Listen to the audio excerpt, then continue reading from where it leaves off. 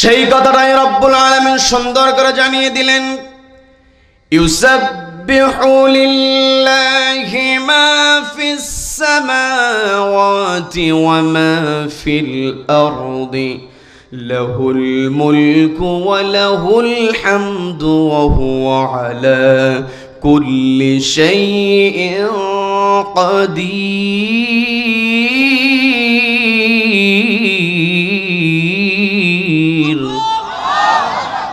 আল্লাহ রাব্বুল আলামিন স্পষ্ট জানিয়ে দিয়ে বলছেন, ইউসাব্বিহু লিল্লাহি মা ফিস সামাওয়াতি ওয়া মা ফিল আরদ, আসমান এবং জমিনে যা কিছু আছে, ইউসাব্বিহু লিল্লাহ, তাসবিহ জ্ঞাপন করছে কার নামে?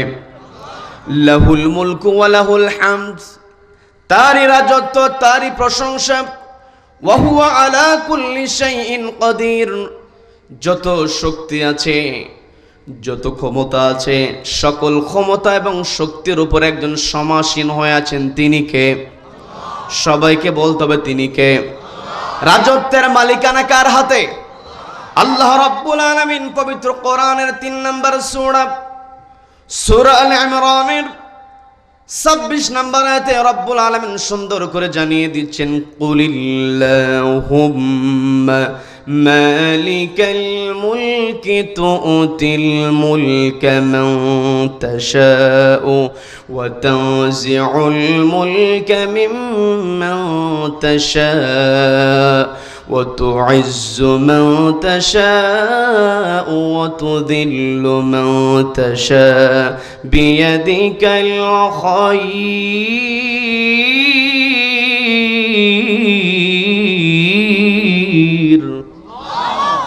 আল্লাহ রাব্বুল আলামিন নবীজিকে বলছো কেন? নবী কুল, আপনি বলে দিন, আপনি ঘোষণা দিয়ে দিন, আপনি বলতে থাকুন, আল্লাহুম্মা মালিকাল মুলক, ওগো আল্লাহ আপনি তো হলেন রাজত্বের মালিক। তুতিল মুলকা মান তাশা, আপনি যাকে ইচ্ছা ক্ষমতা দিতে পারেন। ওয়া তানজিউল মুলকা মিম্মান তাশা, এবং যার কাছ থেকে ইচ্ছা ক্ষমতা টান দিয়ে আপনি আল্লাহ কেড়ে নিতে পারেন। এই পৃথিবীতে আল্লাহ আলামিন যখন কাউকে রাজত্ব দিয়ে দেন, রাজত্ব পাওয়ার পরে কেউ যদি নাফরমানি করে, রব্বুল আলামিন টান দিয়ে তাকে ক্ষমতা থেকে নামায় দেন। কথা বলেন ঠিক কিনা? আল্লাহ রাব্বুল আলামিন স্পষ্ট করেন, ওয়া তানজিউল মুলকা মিম্মান তাশা। এই তানজিউন শব্দটা নাজউন থেকে এসেছে।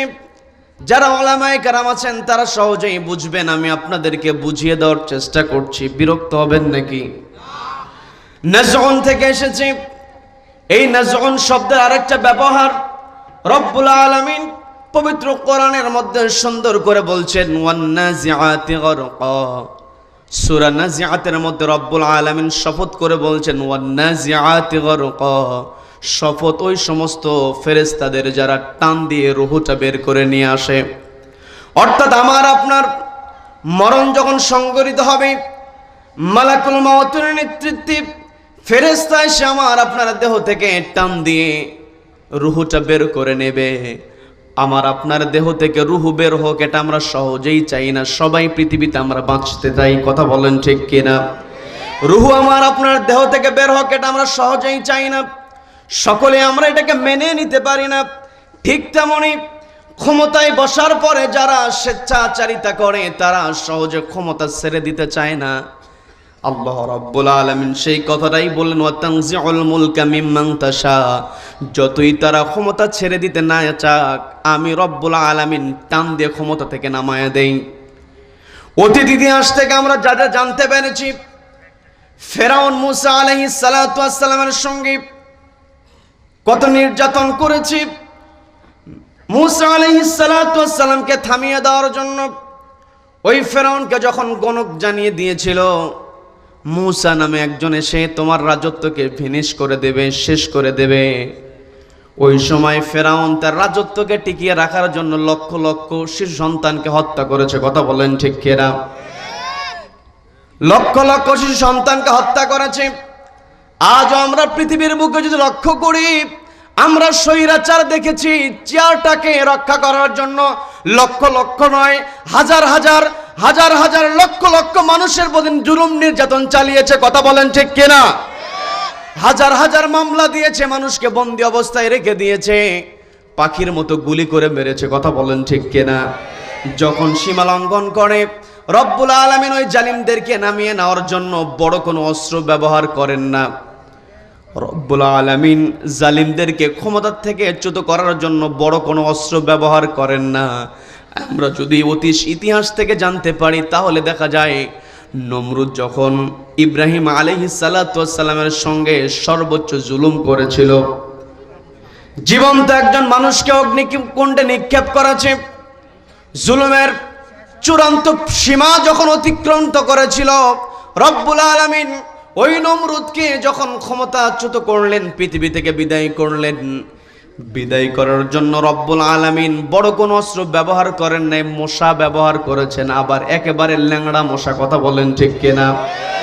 আমরা বাংলার জমিনে দেখেছি ওই লেডি ফেরাউন যখন জুলুম করেছে, রব্বুল আলামিন বড় কোন দলকে সামনে দিলেন না, রব্বুল আলামিন বড় কোন অস্ত্র সজ্জিত বাহিনীকে সামনে দিলেন না, রব্বুল আলামিন নিরস্ত্র ছাত্র জনতাকে সামনে দিয়া টান দিয়া নামায়া পালাতে বাধ্য করেছেন। কথা বলেন ঠিক কিনা?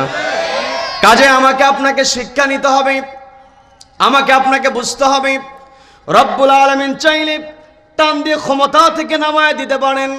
এরপর রব্বুল আলামিন আরেকটা কথা বললেন, ওয়া তুইজ্জু মান তাশা ওয়া তুযিল্লু মান তাশা। আল্লাহ যাকে ইচ্ছা সম্মান দেন, ওয়া তুযিল্লু মান তাশা, যাকে ইচ্ছা আল্লাহ বেইজ্জতি করেন। আমরা দেখেছি এই যে আজকে নাকি গতকালকের যে ঘটনা আমরা দেখেছি, সেটা হলো এই বাংলার জমিনে চেয়ারে বসে যেই দুইজন মানুষকে ওই পদ্মা সেতুর উপর থেকে ফেলে দিয়ে চুবানের কথা বলেছিল, যেই মহিলা বলেছিল, আজকে সেই মহিলা বাংলাদেশে নাই, অথচ ওই দুইজন মানুষ সসম্মানে আছে। কথা বলেন ঠিক কিনা? এই জন্য আমাকে আপনাকে বুঝতে হবে, আল্লাহ রাব্বুল আলামিন সবচাইতে বড় ক্ষমতাবান। ইন্নাকা আলা কুল্লি শাইইন কাদির। রব্বুল আলামিন হলো সকল ক্ষমতার উৎস, সকল শক্তির উৎস। রব্বুল আলামিন রাজত্বের মালিক। আমরা তো সামান্য একটা চেয়ার পেলে সবকিছু ভুলে যাই। আমার আপনার ব্যালেন্সে যদি টাকা জমা হয়ে যায়, আমরা মনে করি সফল হয়ে গিয়েছি, কিন্তু সফলতা কখন চেয়ারের মধ্যে থাকতে পারে না, সফলতা কখনো টাকা পয়সার মধ্যে থাকতে পারে না। সফলতার পরিচয় যদি আমরা কোরআনকে প্রশ্ন করি, কোরআন জবাব দিতে পারে কি পারে না?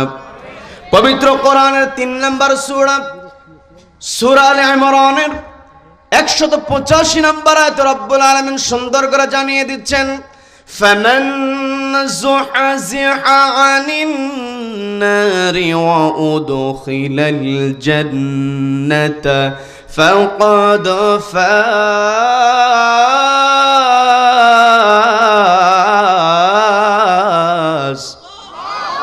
আল্লাহ রাব্বুল আলামিন স্পষ্ট জানিয়ে দিলেন, ফামান যুহযিহা আনিন নার, যেই ব্যক্তি নিজেকে জাহান্নামের আগুন থেকে বাঁচাতে পারবে, ওয়া উদখিলাল জান্নাহ, এবং জান্নাতে প্রবেশ করতে পারবে, ফাকাদ ফাজ, ওই ব্যক্তি প্রকৃত সফল।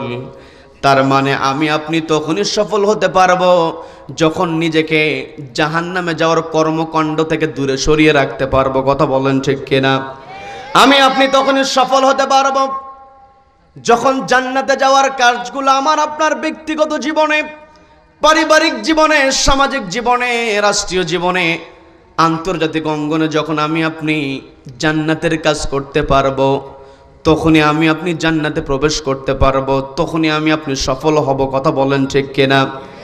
এই যে আজকে আমরা কোরআনের মাহফিলে বসেছি, এই কোরআন কত বরকতপূর্ণ, এই কোরআন কত মর্যাদাপূর্ণ, এই কোরআনের পাওয়ারটা কত নবীজি সুন্দর করে জানিয়ে দিলেন। মান জাআলাহু আমামাহু কাদাহু ইলাল জান্নাহ, যেই ব্যক্তি এই কোরআনকে বানিয়ে নেবে আমামাহু, তার পথের ইমাম, তার পথ চলার নির্দেশনা, কাদাহু ইলাল জান্নাহ, এই কোরআন তাকে আল্লাহর জান্নাতে প্রবেশ করায় দেবে। বলেন না সুবহানাল্লাহ। আমি আপনি যদি জান্নাতে যেতে চাই, এই কোরআনকে মেনে চলতে হবে। এই কোরআনের বাহিরে আমার আপনারা যাওয়ার কোনো উপায় নাই। এই কোরআনে অসংখ্য আয়াতে রব্বুল আলামিন আমাকে আপনাকে গাইডলাইন দিয়েছেন, নির্দেশনা দিয়েছেন। আমি আমার আলোচনার সূচনায় পবিত্র কোরআনের 59 নম্বর সূরা সূরা হাশরের 18 নম্বর আয়াতে কারিমা তেলাওয়াত করেছি। এর সঙ্গে আরেকটু সূরা 33 নম্বর সূরা আল আহজাবের 21 নম্বর আয়াতে কারিমা তেলাওয়াত করেছি। এই দুই আয়াতকে সমন্বয় করে কিছু কথা রব্বুল আলামিন আমাকে আমল করার নিয়তে বলার এবং আপনাদেরকে শোনার তৌফিক দান করুন, বলেন আমিন। সম্মানিত দ্বীনি ভাইরা, আল্লাহ রাব্বুল আলামিন পবিত্র কোরআনের 59 নম্বর সূরা হাশরের 18 নম্বর আয়াতে শুধু ঈমানদারদেরকে ডাক দিলেন। পবিত্র কোরআনের অনেক জায়গায় রব্বুল আলামিন গোটা মানব জাতিকে ডাক দিয়েছেন, কিন্তু এই জায়গাতে রব্বুল আলামিন সুন্দর করে বলছেন, ইয়া আইয়ুহাল্লাযীনা আমানুত্তাকুল্লাহা ওয়ালতানযুর নাফসুম মা কদ্দামাত লিগাদিন ওয়াত্তাকুল্লাহ।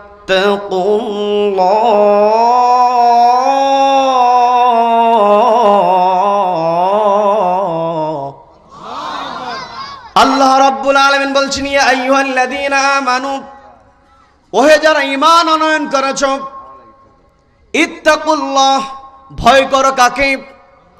সবাইকে বলতে ভয় করতে হবে কাকে? আল্লাহকে ভয় করতে হবে।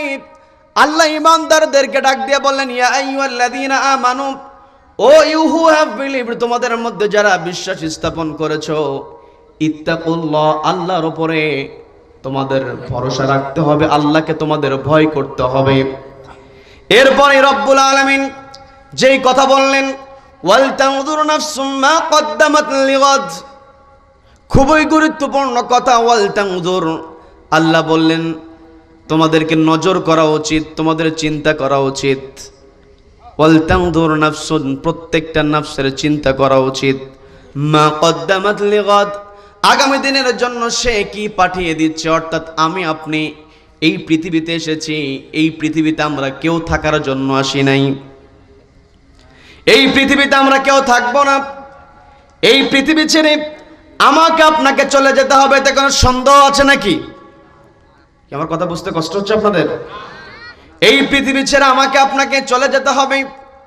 এই পৃথিবী ছেড়ে চলে যাওয়ার পরে চূড়ান্ত জায়গা যখন আমরা প্রবেশ করব, এই পৃথিবীর শুরু আছে আবার শেষ আছে, কিন্তু আখিরাতের জিন্দেগির শুরু আছে কিন্তু শেষ নাই। কি কথা বলেন? আল্লাহ সেই কথা বললেন, ওয়াল তানযুর নাফসুম মা কদ্দামাত লিগাদ, প্রত্যেকটা নফসের চিন্তা করা উচিত, ভাবনা করা উচিত। মা কদ্দামাত লিগাদ, আগামী দিনের জন্য সে কি পাঠিয়ে দিচ্ছে, কি জমা করছে। এরপরে রব্বুল আলামিন আবারও বললেন, ওয়াত্তাকুল্লাহ, ভয় করো কাকে? শুরুতে আল্লাহ বলেছেন ওয়াত্তাকুল্লাহ, আবার আমাকে আপনাকে ভবিষ্যৎ নিয়ে চিন্তা করার কথা বলার পরে আল্লাহ রাব্বুল আলামিন আবারও বললেন ওয়াত্তাকুল্লাহ, আল্লাহকে ভয় করো। এই পৃথিবীতে যারা আল্লাহকে ভয় করে, পৃথিবীর কোনো জালিম তাদেরকে থামাতে পারে না। কথা বলেন ঠিক কিনা?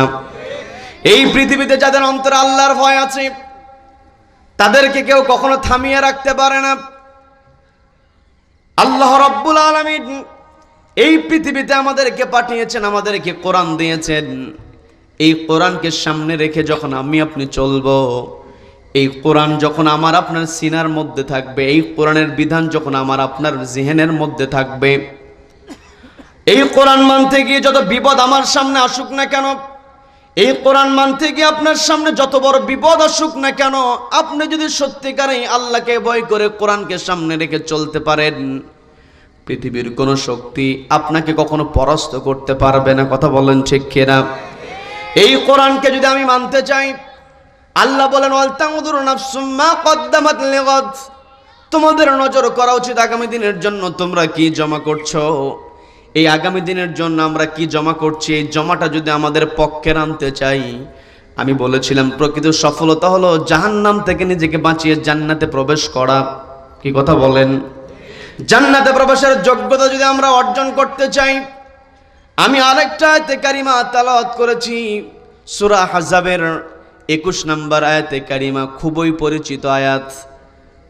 আমি যখন আয়াতে কারিমা তেলাওয়াত করব, আপনারা যদি আমার সঙ্গে ঠোঁটটা মিলিয়ে পড়ার চেষ্টা করেন, আমল নামায় সব দেবেন কে? আমল নামায় সব যুক্ত হোক, এটা আমরা চাই কি চাই না? রব্বুল আলামিন সুন্দর করে বলছেন, লাকাদ কানা লাকুম ফি রাসূলিল্লাহি উসওয়াতুন হাসানাতুল লিমান কানা ইয়ারজুল্লাহা ওয়াল ইয়াওমাল আখির ওয়া যাকারাল্লাহ।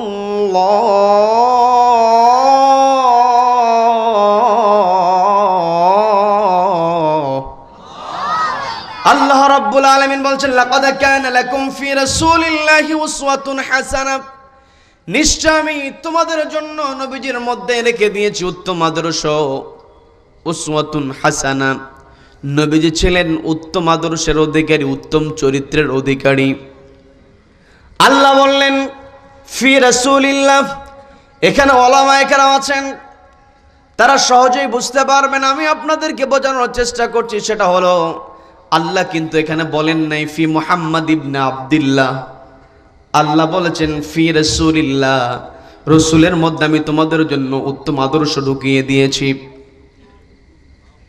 এখন আমি যদি আপনাদেরকে প্রশ্ন করি, নবীজি আনুষ্ঠানিকভাবে জিবরিল আমিনের সঙ্গে নবীজির যখন সাক্ষাৎ হয়েছিল হেরা গুহায়, ওই সূরা আলাকের আয়াতগুলো নিয়ে যখন জিবরিল আমিন নবীজির সঙ্গে সাক্ষাৎ করেছিলেন, সেই দিন নবীজির বয়স ছিল কত? একজন মানুষ কত বয়স ছিল বলেন? 40 বছর বয়স। এখন আমি যদি আপনাদেরকে আরেকটা প্রশ্ন করি, নবীজি তার প্রতিবেশীদের কাছ থেকে একটা উপাধি পেয়েছিলেন। নবীজির একটা উপাধি ছিল আল আমিন। নবীজি আল আমিন উপাধি পেয়েছিলেন 40 বছর বয়সের আগে না পরে? সবাইকে বলতে হবে আগে না পরে? নবীজি তার উপাধি পেয়েছেন আল আমিন ফি রাসূলিল্লাহ। আল্লাহ বললেন, লাকাদ কানা লাকুম ফি রাসূলিল্লাহি উসওয়াতুন হাসানাহ, নিশ্চয় আমি রাসূলের মধ্যে তোমাদের জন্য উত্তম আদর্শ রেখে দিয়েছি। নবীজি রাসূল হয়েছেন 40 বছর বয়সে, আর আল আমিন উপাধি পেয়েছেন তার পূর্বে। বলেন না সুবহানাল্লাহ। তার মানে আমি আপনি যদি আপনার আখিরাতকে সাজাতে চাই, গোছাতে চাই, তাহলে নবীজির আদর্শের বাহিরে অন্য কোনো আদর্শ গ্রহণ করতে পারবো নাকি? নবীজির আদর্শ, এর নাম আদর্শ নয় যে আমার আপনার নামের সামনে শুধু মুহাম্মদ লাগিয়ে দিলাম। নামের আগে মুহাম্মদ আছে, কিন্তু সারাদিনে শুধু মিথ্যা কথাই বলে। কথা বলেন ঠিক কিনা? অথচ নবীজির উপাধি ছিল, নবীজি ছিলেন আস-সাদিক, সত্যবাদী। নবীজি সত্য কথা বলেছেন, নবীজি আমানতদারিতা রক্ষা করেছেন। কিন্তু কষ্ট নিয়ে বলতে হয়, আমরা সারাটা দিন যখন কথা বলি, বাটি চালান দিয়েও সত্য কথা খুঁজে পাওয়া যায় না, কিন্তু নামের সামনে বড় করে মুহাম্মদ লিখে রেখেছি। কি কথা বলেন? এই যে নামের সামনে মুহাম্মদ লাগিয়ে মিথ্যা কথা বলি, এটা সবচেয়ে বড় মুনাফিকি। কথা বলেন? কি কথা বলেন? মুনাফিকি বৈশিষ্ট্য যদি আমার আপনার ভিতরে থাকে, কোশ্চেন কালেও জান্নাতে প্রবেশ করতে পারবো না। আর জান্নাতে প্রবেশ করতে না পারলে দুনিয়াতে যত বড় বিল্ডিং এর মালিক আমি হই না কেন, যত বড় চেয়ারের মালিক আমি হই না কেন, যত সুন্দর গাড়ি আমার থাকুক না কেন, জান্নাতে প্রবেশ করতে না পারলে এগুলো কোনো কাজে আসবে না। কিয়ামতের কঠিন ময়দানে রব্বুল আলামিন আমল নামা দেখবেন, এই পৃথিবীতে আমি কোন কাজগুলো করছি, কোথায় কি করছি, সব কিছু লিখিত হচ্ছে। এতে কোনো সন্দেহ আছে নাকি? কিরামান কাতিবিনা ইয়ালামুনা মা তাফআলুন, সব কিছু ফেরেশতারা আমাদের কাঁধের উপরে থেকে লিপিবদ্ধ করছে। শুধু তাই নয়, আমি আপনি কোথায় কি করছি সব কিছু ভিডিও ধারণ করা হয়। আমি আমার কথা বানিয়ে বলছি না। পবিত্র কোরআনের 17 নম্বর সূরা, সবাইকে বলতে হবে কত নম্বর সূরা? 17 নম্বর সূরা, সূরা বনী ইসরাঈলের 13 নম্বর আয়াত। রব্বুল আলামিন সুন্দর করে বলছেন, ওয়া কুল্লা ইনসানিন আলজামনাহু তায়রাহু ফি উনুকিহি ওয়া নুখরিজু লাহু ইয়াওমাল কিয়ামাতি কিতাবান ইয়ালকাহু নুশুরা। বলেন আল্লাহু আকবার। আল্লাহ রাব্বুল আলামিন স্পষ্ট করে দিলেন, ওয়া কুল্লু ইনসানিন আলজামনাহু তায়রাহু ফি উনুকিহি, ওয়া কুল্লু ইনসানিন প্রত্যেকটা মানুষের ক্ষেত্রে আলজামনাহু আমি সেট করে দিয়েছি তায়রাহু তার আমলনামা ফি উনুকিহি তার কাঁধের উপরে, ওয়া নুখরিজু লাহু ইয়াউমাল কিয়ামা কিয়ামতের ময়দানে এই আমলনামাটাকে আমি খারিজ করব, বের করব। নুখরিজু এটা যে খুরুজুন থেকে, যারা জমি জমার কাগজপত্র বোঝেন আপনারা এই শব্দের সঙ্গে পরিচিত, সেটা হলো জমি যখন কেউ কিনতে যায় সবার আগে বলে খারিজ ঠিক আছে কিনা, বলে কি বলে না? বলে কি বলে না? আল্লাহ আমার আপনার কাদের উপরে তায়রাহু আমলনামা। বর্তমান বিজ্ঞানের যুগে আমরা যদি এই তায়রাহু শব্দের ব্যাখ্যা করতে যাই, এই তায়রাহু শব্দের ব্যাখ্যা চলে আসবে মেমোরি কার্ড। সবাইকে বলতে হবে কি ব্যাখ্যা আসবে, সবাইকে বলতে হবে। আপনারা বলতে পারেন আমি মেমোরি কার্ড বানিয়ে বলছি না, আমি বানিয়ে বলছি না। এই যে আমার আপনার সামনে ক্যামেরাগুলো তাক করা আছে, আমার দিকে তাক করা আছে, আমি যেই কথাগুলো বলছি এখান থেকে নেমে যাওয়ার পরে এই কথাগুলোকে অস্বীকার করার কোনো উপায় আছে নাকি? সবকিছু ধারণ করা হয়, রব্বুল আলামিন সবকিছু ধারণ করছেন। এই ধারণ করা হয়, এই ধারণকৃত ভিডিও আমি আপনি যদি বড় পর্দায় দেখতে চাই তাহলে ওই ক্যামেরা থেকে মেমোরি কার্ড খুলে বের করতে হবে। কথা বলেন ঠিক কিনা?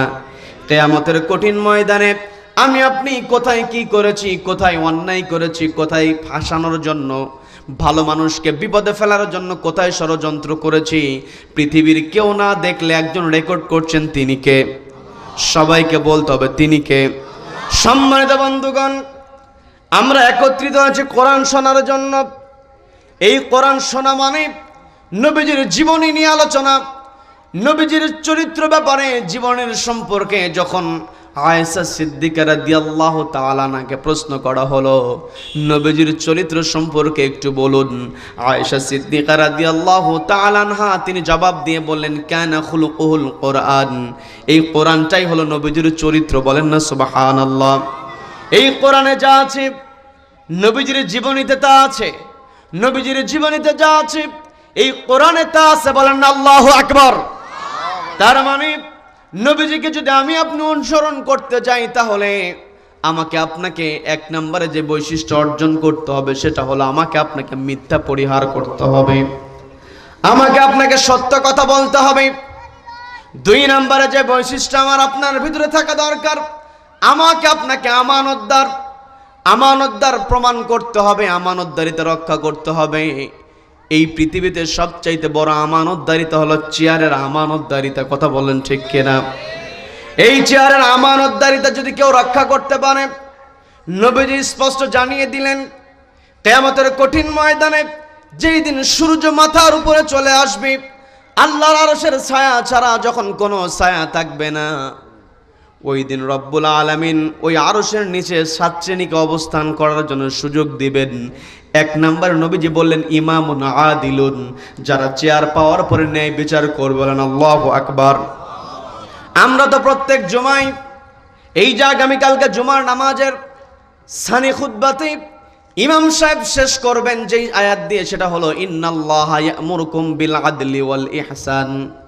তার মানে ইমাম সাহেব যখন ইন্নাল্লাহা ইয়া'মুরু বিল আদল এটা বলা শুরু করেন, মুসল্লিরা তখন রেডি হয়ে যায় দাঁড়িয়ে যাওয়ার জন্য। কথা বলেন ঠিক কিনা? সবার মুখস্থ হয়ে গিয়েছে, কিন্তু এই কথাটা যে কত গুরুত্বপূর্ণ। ইন্নাল্লাহা ইয়া'মুরু বিল আদলি ওয়াল ইহসান, আল্লাহ রাব্বুল আলামিন যে অর্ডার দিচ্ছেন ইয়া'মুরুকুম তোমাদেরকে বিল আদল, আল্লাহ রাব্বুল আলামিন তোমাদেরকে আদালত কায়েমের অর্ডার দিচ্ছেন। এই আদালত যদি আমি আপনি কায়েম করতে চাই তাহলে এই চেয়ারের আমানতদারিতা আমাকে আপনাকে রক্ষা করতে হবে। কথা বলেন ঠিক কিনা? আমার আপনার বড় দায়িত্ব। আবার যদি এই চেয়ারে বসে কেউ জুলুম করে, এই পৃথিবীতে তার বেইজ্জতি, আখিরাতেও চরম শাস্তি, কোনো সন্দেহ আছে নাকি? আমরা পৃথিবীতে সবকিছু দেখতে পাচ্ছি, কাজে আমাকে আপনাকে সচেতন হতে হবে। নবীজির আদর্শ যদি আমি আপনি লালন করতে চাই, এক নম্বরে সত্য কথা বলতে হবে। দুই নম্বরে এই চেয়ারের আমানতদারিতা রক্ষা করতে হবে।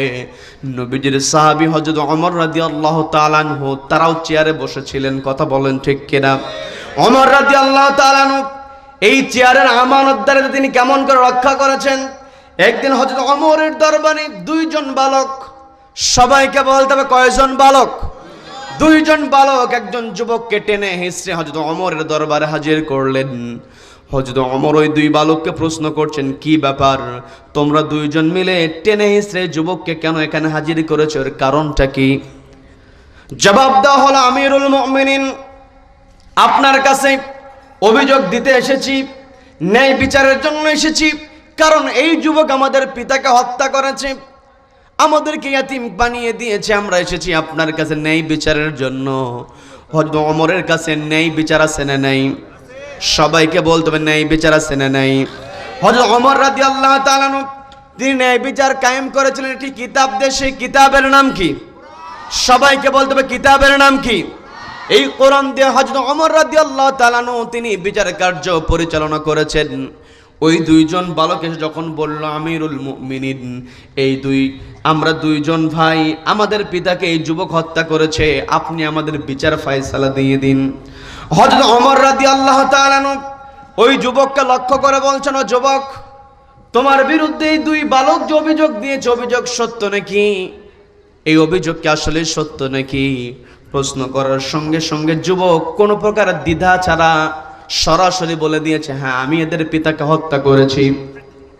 যখন ওই যুবক স্বীকারোক্তিমূলক জবানবন্দি দিয়েছে, হযরত ওমর একটু অবাক হয়ে গেলেন। কারণ হযরত ওমর ভালো করেই জানেন, আমার রাজ্যে যারা অবৈধভাবে নিজের হাতে আইন উঠিয়ে নেবে, মানুষকে হত্যা করবে, বিচার ফয়সালার বাইরে গিয়ে যখন কেউ কাউকে হত্যা করবে, অবৈধভাবে হত্যা করলে তার মৃত্যুদণ্ড কার্যকর হয়। এই বিধানটা কোরআনের মধ্যে দিয়েছেন কে? সবাইকে বলতে হবে দিয়েছেন কে? হযরত ওমর চিন্তা করলেন, এই যুবক তো ভালো করেই জানে আমার রাজ্যে কোরআনের আলোকে আমি বিচার ফয়সালা করি, আর কোরআনের আলোকে যখন বিচার ফয়সালা হবে তাহলে এই যুবক তো ফাঁসির কাস্টে ঝুলবে। এই যে স্বীকারোক্তিমূলক জবানবন্দি দিয়েছে, স্বীকারোক্তিমূলক জবানবন্দি সহজেই কিন্তু আসামিরা স্বীকার করতে চায় না, এর জন্য আসামিকে কিন্তু রিমান্ডে নিতে হয়। কি কথা বলেন? কি কথা বলেন? রিমান্ডে নিতে হয়। আবার বড় দুঃখ নিয়ে বলতে হয়, আমার দেশে উল্টা পাল্টা রিমান্ড আছে না নাই? সবাইকে বলতে হবে আছে না নাই? তদন্ত করতে দেওয়া হয়, তদন্তকারী কর্মকর্তা একেবারে ডাহা মিথ্যা তথ্য দিয়ে দেয়, আছে না নাই? সম্প্রতি গোটা বাংলাদেশে একটা বিষয় ভাইরাল হয়েছে, সেটা হলো এই যে কাহালু নাকি দুপচাচিয়াতে একজন মা মারা গিয়েছে। দুপচাচিয়ার ঘটনা আপনারা জানেন, বিস্তারিত বলবো না, কিন্তু নবীজির আদর্শ আমার আপনার ভিতরে যদি থাকতো, এইরকম মিথ্যা তদন্ত কেউ দিতে পারতো না। কথা বলেন ঠিক কিনা? ওই যুবক সাদ নামের যুবক, সে এখনো পরিপূর্ণ যৌবনকালে পদার্পণ করে নাই, কিশোর মানুষ। চিন্তা করে দেখেন, আমি আপনি নিজেকে যদি ওই জায়গায় কল্পনা করতে পারি, মাকে হারিয়েছে, তার যন্ত্রণা তার বুকের মধ্যে কত। ওই তদন্তকারী কর্মকর্তারা কি উল্টাপাল্টা প্রশ্ন করলো, একটা পর্যায়ে ওই মা হারানোর সন্তানকে আসামি বানিয়ে দিল। কথা বলেন ঠিক কিনা? পরে যখন আসল ঘটনা চলে আসলো, এই আসল ঘটনা যখন চলে আসলো, তার পূর্বে যুবকের নামে, ওই কিশোরের নামে মিথ্যা তথ্য ছড়িয়ে গিয়েছে। এই মিথ্যা তথ্য যাদের কাছ থেকে আসার সম্ভাবনা আছে, যারা মিথ্যা কথা বলে, তাদের কাছ থেকে তথ্য পাওয়ার পরে সঙ্গে সঙ্গে প্রচার করা যাবে না। আল্লাহ রাব্বুল আলামিন পবিত্র কোরআনের 49 নম্বর সূরা হুজরাতে সুন্দর করে বলছেন, ইয়া আইয়ুহাল্লাযীনা আমানু ইন জাআকুম ফাসিকুম বিনাবাইন ফাতাবায়ানু। আল্লাহ স্পষ্ট বললেন, ইয়া আইয়ুহাল্লাযীনা আমানু। তো নিজের নাম বাংলায় লিখে দিলে পড়তে পারতো না, ইংরেজিতে নিজের নাম লিখতে পারতো না, কিন্তু তার সামনে কোরআনটা যদি দেওয়া হতো, কোরআনটা অনর্গল পড়তে পারতো। কথা বললেন ঠিক কিনা? আগের দিনে মানুষের দিনটা শুরু হতো কোরআন তেলাওয়াত দিয়ে, প্রত্যেকটা পরিবারের প্রত্যেকটা ঘর থেকে কোরআন তেলাওয়াতের গুনগুন আওয়াজ ভেসে আসতো। সন্ধ্যার সময় কোরআন তেলাওয়াতের গুনগুন আওয়াজ ছিল। কিন্তু বর্তমান সময়ে কোরআন তেলাওয়াত নাই, শুধুমাত্র সন্তানকে এমন করে আমি আপনি গড়ে তুলি যেন সন্তান বড় হয়ে টাকা উপার্জনের মেশিন হয়ে যায়। কথা বলেন ঠিক কিনা? টাকা উপার্জনের মেশিন হওয়ার কারণে আজকে আমি আপনি সন্তানকে যেই চেয়ারে বসানোর যোগ্যতা অর্জন করিয়ে দিলাম, চেয়ারে বসার পরে তার ভিতরে আমানতদারিতা না থাকার কারণে, তার ভিতরে সত্যবাদিতা না থাকার কারণে যেখানেই যায় সেখানেই অন্যায় করে। এই অন্যায় যদি আমি আপনি দূর করতে চাই, নবীজির আদর্শ, নবীজি ছিলেন আমানতদার। নবীজি কি ছিলেন বলেন? সবাইকে বলতে হবে নবীজি কি ছিলেন? নবীজি ছিলেন আমানতদার, নবীজি ছিলেন সত্যবাদী। নবীজির সাহাবী হযরত ওমর রাদিয়াল্লাহু তাআলা আনহুর জীবনী থেকে আমি কথা বলছিলাম। হযরত ওমর রাদিয়াল্লাহু তাআলা যখন ওই যুবককে প্রশ্ন করলেন, তুমি কি হত্যা করেছো, সত্য নাকি? ওই যুবক কোনো প্রকার ভয় ছাড়া দ্বিধাহীন চিত্তে যখন বলে দিল, হ্যাঁ আমি এদের পিতাকে হত্যা করেছি। হযরত ওমর চিন্তা করলেন, এ তো ভালো করে জানে আমার রাষ্ট্রে হত্যার বদলে হত্যা, মৃত্যুদণ্ড তাকে দেওয়া হবে, তারপরও সত্য বলেছে, চেহারার মধ্যে তার কোনো হতাশার ছাপ নাই।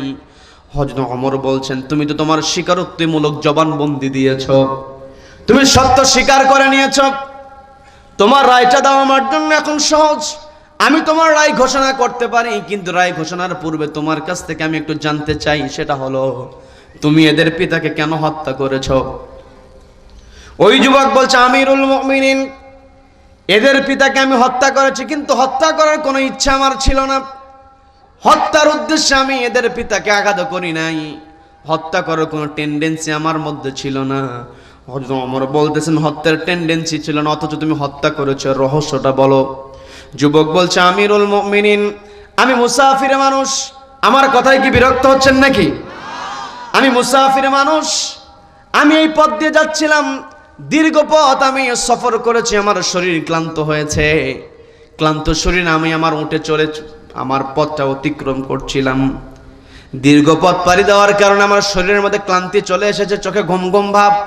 আমি চিন্তা করলাম এই মুহূর্তে আমার যাত্রাটা বিরতি দেওয়া দরকার, আমার একটু বিশ্রাম নেওয়া দরকার। এই কথা চিন্তা করে আমি আমার উট থেকে নেমে গেলাম। উট থেকে নেমে যাওয়ার পরে আমি বিশ্রামের জন্য যখন পিঠটা আমি বিছানায় ঠেকিয়ে দিলাম, আমার ঘুম চলে আসলো। গভীর ঘুমের মধ্যে আমি আচ্ছন্ন হয়ে গেলাম। ঘুম থেকে যখন জাগ্রত হয়েছি, জাগ্রত হওয়ার পরে আমি লক্ষ্য করে দেখি যেই জায়গাটাতে ঘুমানোর পূর্বে আমি উটটা রেখেছিলাম সেই জায়গাতে আমার উটটা নাই। যখন লক্ষ্য করলাম আমার উটটা সেই জায়গাতে নাই, আমি পেরেশান হয়ে গেলাম, কারণ দীর্ঘ পথ আমাকে অতিক্রম করতে হবে, আমার উটটা কোথায় গেল? আমি খুঁজতে লাগলাম। হন্য হয়ে খুঁজতে খুঁজতে গিয়ে দেখি একটা জমির পাশে আমার উটটা মৃত অবস্থায় পড়ে আছে। জমির পাশে যখন আমি মৃত অবস্থায় উটটাকে পড়ে থাকতে দেখলাম, একেবারে কাছে গেলাম, গিয়ে লক্ষ্য করে দেখলাম আমার উটটাকে প্রচন্ড আঘাত করা হয়েছে। উটটার শরীরে জখম হয়েছে, রক্ত পড়ে আছে। এটা দেখে আমার বুঝতে বাকি রইল না, কেউ যেন নিষ্ঠুরভাবে আমার উটটাকে আঘাত করেছে। উটের ওই নিষ্ঠুর আঘাত দেখে আমার কলিজার অবস্থা, আমার অন্তর অবস্থা খারাপ হয়ে গেল। আমার কলিজায় রক্তক্ষরণের মতো অবস্থা যখন হয়ে গেল, কারণ খেয়াল করে দেখবেন, গরু পালন করলে, ছাগল পালন করলে, ওই গরু ছাগলের প্রতি একটা মহাব্বত কিন্তু তৈরি হয়ে যায়। কি কথা বলেন? এর দৃষ্টান্ত আমরা দেখেছি কোরবানির সময়।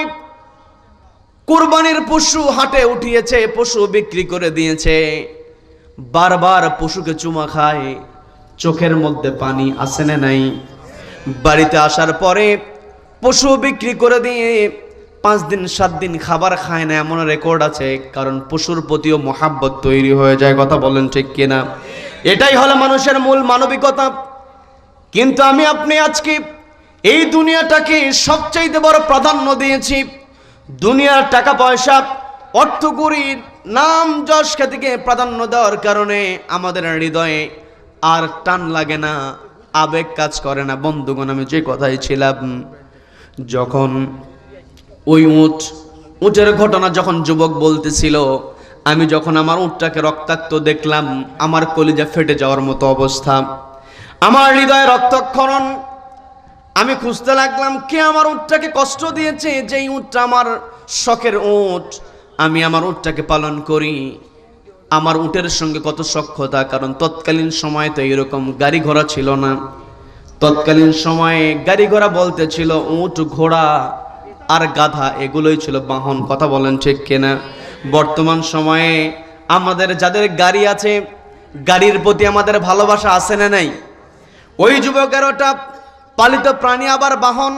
ওই যুবক যখন দেখলো আমার উটটাকে কে যেন আঘাত করেছে, কষ্ট দিয়েছে, যুবক সে খুঁজতে লাগলো কে আমার উটটাকে আঘাত করলো, তার সঙ্গে আমি মোকাবেলা করব। যুবক খুঁজতে খুঁজতে যখন জানতে পেরেছে এই উটটাকে হত্যা করেছে এই দুইজন বালকের পিতা, যুবক বলছে আমিরুল মুমিনিন, আমি খুঁজতে খুঁজতে যখন জানতে পারলাম এই দুই বালকের পিতা আমার উটটাকে হত্যা করেছে, আমি সরাসরি গিয়ে তাকে প্রশ্ন করলাম তুমি কেন আমার উটটাকে হত্যা করেছ? আমার উটকে অপরাধ করেছিল যার কারণে তুমি আমার উটকে আঘাত দিয়েছ? জবাব দেওয়া হলো তোমার উট আমার ফসলের ক্ষেতের মধ্যে ঢুকে গিয়ে ফসলের ক্ষতি করেছে।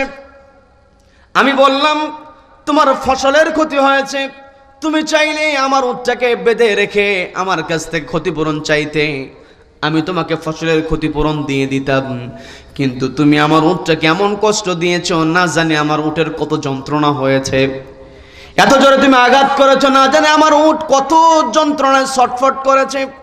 আমি যখন আমার উটের ব্যথার কথা তাকে বললাম, লোকটা আমার এই কথাকে টিটকেরি মনে করে নিল, বলতেছে উটের জন্য আবার এত মায়া, উটের আবার ব্যথা। এই যে আমার উটের প্রতি টিটকারিমূলক কথা বলল, আমার মেজাজ তখন বিগড়ে গেল। আমি আমার সঙ্গে সঙ্গে একটা পাথরখণ্ড আমার হাতে উঠিয়ে নিলাম। পাথরখণ্ড হাতে উঠিয়ে নিয়ে আমার ইচ্ছা ছিল তাকে আস্তে আঘাত করে, মৃদু আঘাত করে বোঝানো, যে পাথরখণ্ড দিয়ে তোমাকে আস্তে আঘাত করেছি তাতেই তুমি ব্যথা অনুভূত হয়েছ, আর তোমাকে মেরে ফেলতে গেলে কত জোরে আঘাত করতে হতো আর তোমার কত ব্যথা হতো, একটুতেই তোমার এমন ব্যথা। আমি আস্তে আঘাত করার জন্য ওই পাথরখণ্ড নিয়ে যখন তার দিকে এগিয়ে গেলাম, আমিরুল মুমিনিন সত্যি করেই বলছি আমার টেন্ডেন্সি ছিল না, হত্যা করার কোনো ইচ্ছা আমার ছিল না। আমি শুধু তাকে ব্যথা বোঝানোর জন্য, মৃদু আঘাত করার জন্য যখন এগিয়ে গিয়েছি, ওই ব্যক্তি আমার দিকে তেড়ে এসেছে। ওই ব্যক্তি আমার দিকে যখন তেড়ে এসেছে, তেড়ে আসার সঙ্গে সঙ্গে আমার যখন ইচ্ছা ছিল আস্তে আঘাত করব, ওই ব্যক্তি যখন জোরে চলে এসেছে, তখন আমার আঘাতটা রাস্তে হয় নাই, জোরে হয়ে গিয়েছে, যার কারণে বৃদ্ধ মানুষ জায়গাতে মৃত্যুবরণ করেছে। আমি তো ইচ্ছা করে তাকে মারি নাই, আমাকে কি ক্ষমা করা যায় নাকি? হযরত ওমর রাদিয়াল্লাহু তাআলা বলছেন, ও যুবক, তুমি আমার কাছে ক্ষমা চাইছো, আমার কাছে বিচার দেওয়া হয়েছে, আমি রাষ্ট্রের প্রধান, আমার বিচার করার ক্ষমতা আছে, তোমাকে যে আমি ক্ষমা করে দেব এই ক্ষমা করার ইখতিয়ার আল্লাহ আমাকে দেন নাই। যদি এই যুবক এই দুই বালক যদি ইচ্ছা করে তোমাকে এই দুই বালকই ক্ষমা করতে পারবে, আমি ক্ষমা করতে পারবো না। বলেন আল্লাহু আকবার। এটাই হলো চেয়ারের আমানতদারিতা। কথা বলেন ঠিক কিনা? হযরত ওমর রাদিয়াল্লাহু তাআলা আনহু তিনি বলতে পারতেন, দুই বালককে বলতে পারতেন দেখো তো ক্ষমা করা যায় কিনা। ক্ষমা করার জন্য তিনি হয়তো ওই দুই বালককে অর্ডারও করতে পারতেন, সেই ক্ষমতা তার ছিল, কিন্তু তিনি সেই ক্ষমতার প্রয়োগ করেন নাই। একটাই কারণ, আমি আমার আলোচনার সূচনায় তেলাওয়াত করেছি, ইয়া আইয়ুহাল্লাযীনা আমানু, ওহে যারা ঈমান আনয়ন করেছে, ইত্তাকুল্লাহ, ভয় করো কাকে? আল্লাহকে যে ভয় করবে ওই ব্যক্তির চেয়ারে বসে কখন নিজের ইচ্ছা মতো ফয়সালা দিতে পারে না। আবার যাদের অন্তরে আল্লাহর ভয় আছে, তাদেরকে যতই বিপদে ফেলা হোক না কেন, যতই কষ্টের মধ্যে রাখা হোক না কেন, আল্লাহর ভয় যার অন্তরে আছে, দুনিয়ার কোনো যন্ত্রণা, দুনিয়ার কোনো কষ্ট তাদেরকে কখনো থামাতে পারে না। কথা বলেন ঠিক কিনা? যার অন্তরে আল্লাহর ভয় আছে, যতই কষ্ট দেওয়া হোক না কেন। খুবাইব রাদিয়াল্লাহু তাআলার হাতে শিকল পরানো হয়েছে, পায়ে শিকল পরানো হয়েছে, হাতে পায়ে শিকল পরানো। অর্থাৎ বর্তমান সময় আমরা দেখি আসামিদেরকে আদালতে উঠানো হয় ডান্ডা বেরি পড়িয়ে। কি কথা বলেন? কি কথা বলেন? কিন্তু কষ্ট নিয়ে বলতে হয়, আমরা ডান্ডা বেরি দেখি শুধুমাত্র ভালো মানুষের ক্ষেত্রে। আমরা দেখেছি যুবক আলেম আল্লামা মামুনুল হক তাকে এমনভাবে রিমান্ডে নিয়ে অত্যাচার করা হয়েছে, যুবক মানুষ তাকে ক্রেচে ভর করে আদালতে আসতে হয়েছে। কথা বলেন ঠিক কিনা? আলেম মানুষকে এত কষ্ট দেওয়া হয়েছে, অথচ যারা গণহত্যার আসামি এদেরকে জামায়া ধরে রাখা হয়েছে। কথা বলেন ঠিক কিনা? এই যে বৈষম্য, এই বৈষম্য দূর করতে হবে। কথা বলেন ঠিক কিনা? তাদেরকে যে পিটনি দিতে হবে তা আমি বলছি না, বিচার যত প্রক্রিয়াধীন আছে সেগুলো নিয়ে কথা বলবো না। আলেম হলে ডান্ডা বেরি দিবা, আর আলেম না হলে ডান্ডা বেরি দিবা না, তা কখনো হতে পারে না। আবার তোমরা ভালো করে জেনে রাখো, যাদের অন্তরে আল্লাহর ভয় আছে, ডান্ডা বেরি দিয়ে তাদের চেহারা থেকে কখনো হাসি কেড়ে নেওয়া যায় না। কথা বলেন ঠিক কিনা? খুবাইব রাদিয়াল্লাহু তাআলা আনহু, তার হাতে শিকল পরানো, পায়ে শিকল পরানো। সাঈদ ইবনে আমর রাদিয়াল্লাহু তাআলা তিনি বর্ণনা করছেন, আমি তখন ইসলাম কবুল করি নাই, আমি তখনও ইসলামের ছায়াতলে আমি আসি নাই। যেই দিন খুবাইবকে শুলে চড়ানো হবে, আমি শুধু তাকিয়ে তাকিয়ে দেখছিলাম একজন মানুষকে ফাঁসির মঞ্চের দিকে নিয়ে যাওয়া হচ্ছে, কিন্তু চেহারার মধ্যে বিন্দু পরিমাণ কোনো হতাশার ছাপ ছিল না, বরং চেহারার মধ্যে ছিল হাসির ঝিলিক। বলেন আল্লাহু আকবার। আমরা এই বাংলার জমিনে দেখেছি, এই যে এখানে হেডলাইনটা হচ্ছে তাফসিরুল কোরআন মাহফিল। এই উপমহাদেশের সংস্কৃতি হলো শীতকালীন সময়ে মানুষদেরকে নসিহত করা হয়, নসিহতের জালসা করা হয়। এখানে মুরব্বীরা আছেন, অনেক যুবক ভাইরা, তারাও আমার সঙ্গে একমত হবেন। সেটা হলো আগের দিনে যেই জালসাগুলো আমরা দেখতাম, এগুলোর হেডলাইন দেওয়া হতো ইসলামী জালসা, ইসালে সব সভা দেওয়া হতো আজিমুস শান ওয়াজ মাহফিল। কথা বলেন ঠিক কিনা? এখানে হেডলাইন দেওয়া আছে তাফসিরুল কোরআন মাহফিল। এই বাংলাদেশে সবচাইতে কোরআন থেকে সরাসরি তাফসির কে করতে পারে, এই প্রশ্ন যদি করা হয় তাহলে নাম চলে আসে শহীদ আল্লামা দেলোয়ার হোসেন সাঈদী রাহিমাহুল্লাহ। কথা বলেন ঠিক কিনা? দীর্ঘ 13টা বছর তাকে বন্দী অবস্থায় রেখে দেওয়া হয়েছে। খেয়াল করে দেখবেন, হার্ট রিং পরানো মানুষ, ডায়াবেটিস আক্রান্ত মানুষ, দীর্ঘদিন তাকে বন্দী অবস্থায় রেখে দেওয়া হয়েছে, কষ্টের মধ্যে রেখে দেওয়া হয়েছে। শেষ বয়সে যখন নাতিপুতির সঙ্গে খেলাধুলা করার কথা, কি কথা বলেন? কারণ শেষ বয়সে দাদার এবং নানার, নানি দাদি এদের বয়স যখন শেষ প্রান্তে চলে যায়, তখন নাতিপুতির সঙ্গে খেলাধুলায় মত্ত থাকে। কথা বলেন ঠিক কিনা? আজকে আমি যখন ওই নানির বাড়ি উঠানের মধ্যে ঘুরছিলাম, আমার নানির কথা মনে পড়েছে। আমার মনে পড়ে আছে, আমি রাতের বেলা প্রস্রাব করে দিয়েছি, আমার প্যান্টটা ছিল ভেজা।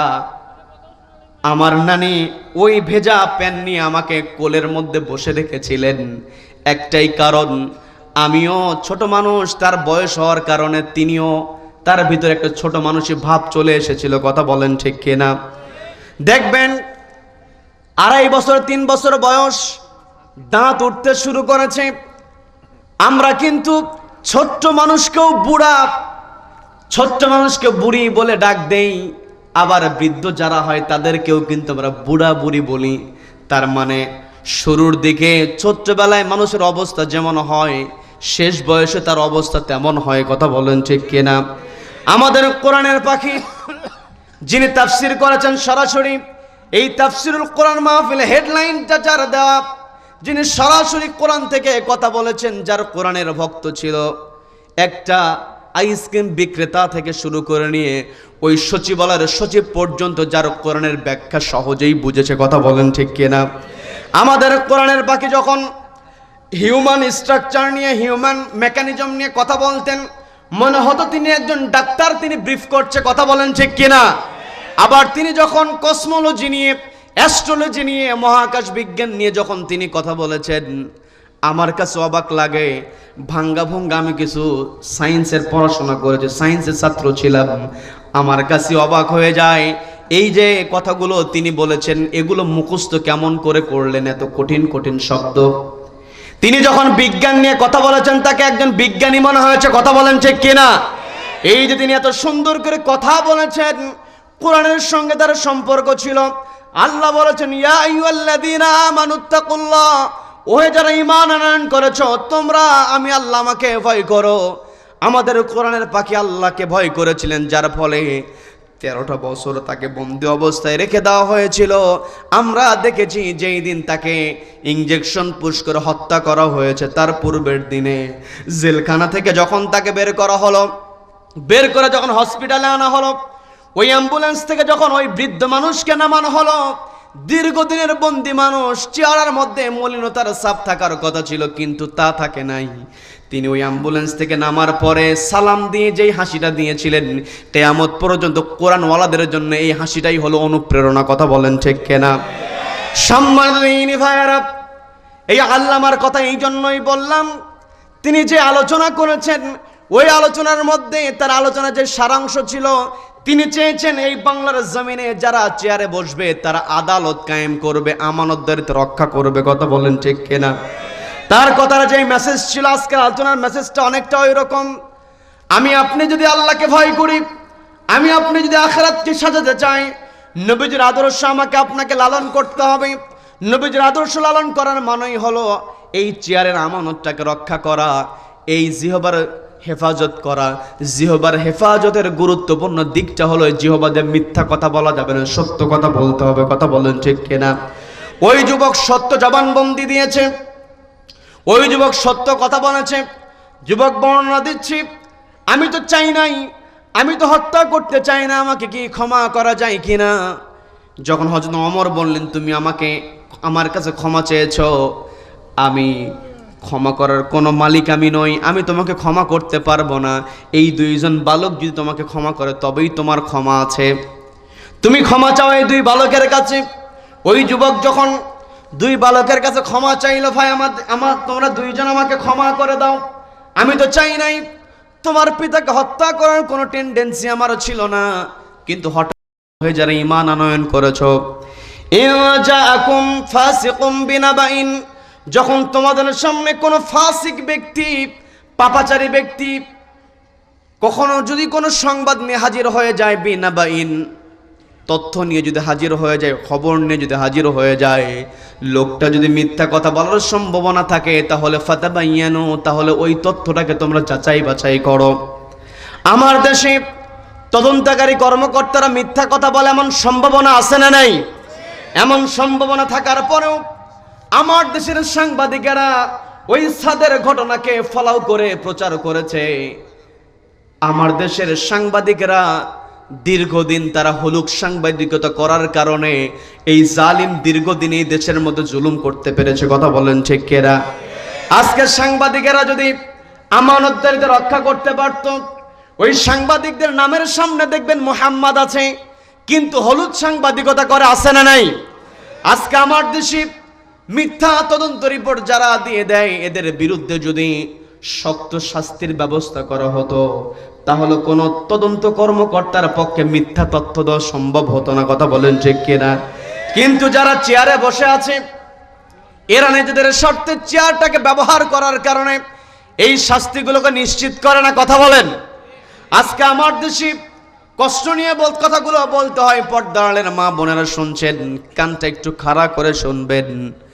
আমি আপনাদের দৃষ্টি আকর্ষণ করে বলছি, পর্দার মা, পর্দার বোন একটু বোঝার চেষ্টা করবেন।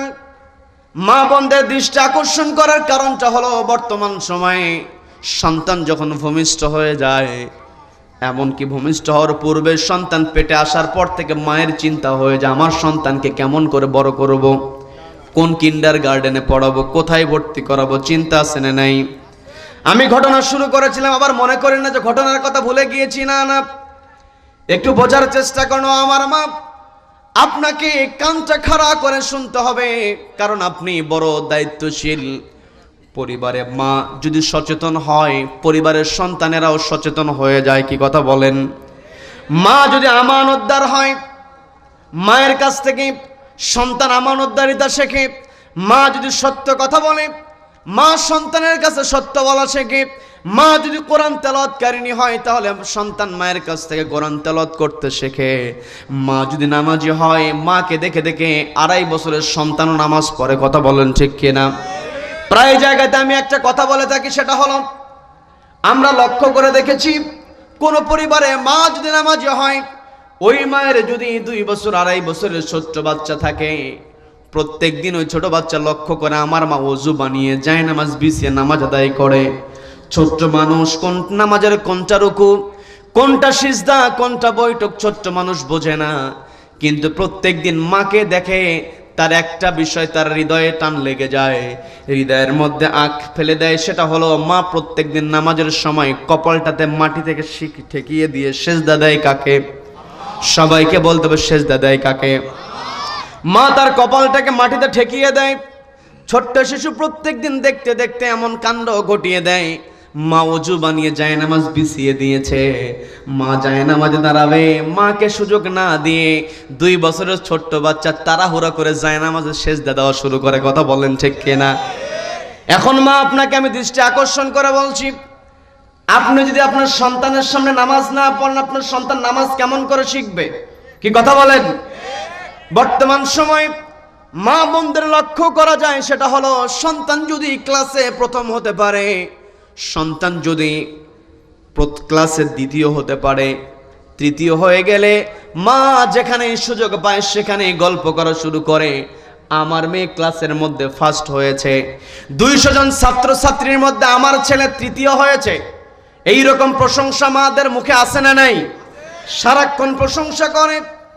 সন্তান যদি ইউনিভার্সিটিতে চান্স পেয়ে যায়, সন্তান যদি ভালো চাকরি পেয়ে যায়, বড় চেয়ারে বসতে পারে, বিসিএস পরীক্ষা দিয়ে ভালো ফলাফল করেছে, বড় চেয়ারে বসেছে, বাবা মা প্রশংসা করে বলে আমার সন্তান তো অফিসার হয়ে গিয়েছে, এসপি হয়েছে, ডিসি হয়েছে, ইওনো হয়েছে, বড় গল্প নিয়ে বড় বুকটা উঁচু করে বলে, বুকটা ফুলে যায়।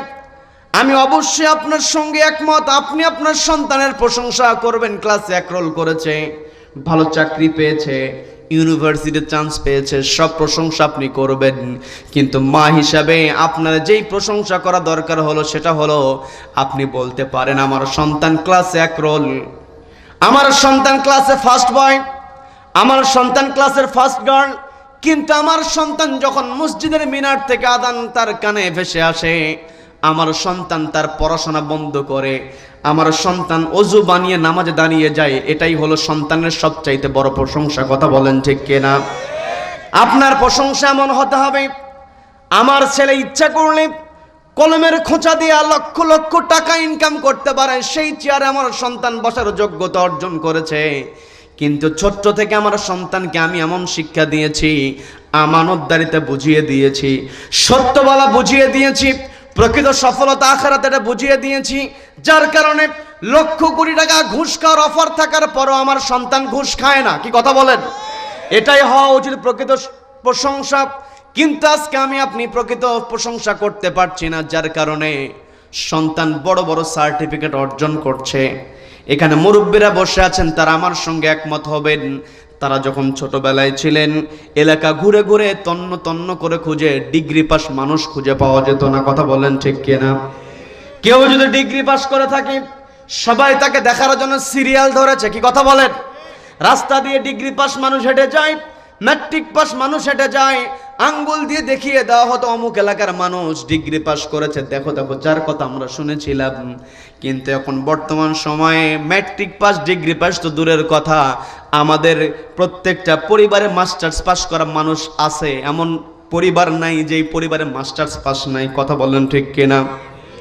প্রত্যেকটা পরিবারে মাস্টার্স, এমনকি পিএইচডি হোল্ডারের সংখ্যা দিন দিন বেড়েই চলছে। কিন্তু খেয়াল করে দেখবেন, আগের দিনে মানুষের সার্টিফিকেট ছিল না, আগের দিনে মানুষেরা বড় বড় ডিগ্রি অর্জন করতে পারে নাই, কিন্তু তাদের ভিতরে এইরকম আমানতের খেয়ানত ছিল না, এইরকম মিথ্যার প্রচলন ছিল না। আজকে আমি আপনি সার্টিফিকেট অর্জন করছি, চেয়ারে বসছি, ঠিক আছে, কিন্তু আমি আপনি চেয়ারে বসেছি কিন্তু প্রকৃত শিক্ষা আমি আপনি অর্জন করতে পারি না, যার কারণে আমার দেশের প্রত্যেকটা জায়গায় অন্যায় আছে না নাই? সবাইকে বলতে হবে আছে না নাই? যেখানেই যাবেন সেখানেই দুর্নীতি। আগের দিনের মানুষের মধ্যে দুর্নীতি ছিল না, আগের দিনের মানুষের সার্টিফিকেট ছিল না, এটা